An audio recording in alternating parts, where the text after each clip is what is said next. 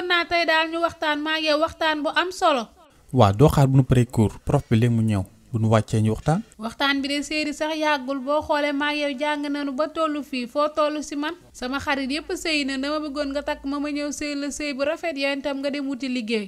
boo xoolee sax sama papa lu mu lay laaj de bëriwul sax 5 millions rek. waay yow sa papa may wala da lay jaay de. waay yow Miss Sénégal sax instant yi du laaj 5 millions. saa yi nekk nii ak coronavirus bi nii. mooy loolu de te yow xam nga sama situation gàlle ni mu demee.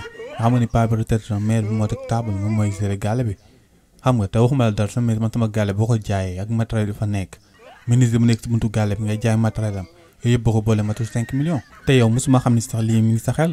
parce que saa yéen waxtaan naan jigéen ñi duñu war a jiite réew mi jigéen ñi duñu war a jiite nekk ay ministre nekk ay député di jiite ay entreprise mais yéen jigéen ñi bu leen bëggee jiite loolu yëpp ba pare bëgg teel a bàyyi jàng day xaw a doy waar. yow ma ne bu ma fontoo génn na lu mat fukki at takk gi par la force la. non man moom bañu ma la takk ndax yow laa bëgg mais en tout cas daal mooy loolu ñaari solution daal moo am soit nga toog xaar ma soit maag sa papa duñu waxaale quoi parce que man instant yi 250 laa yor sama poche 5 millions moom yoruma ko.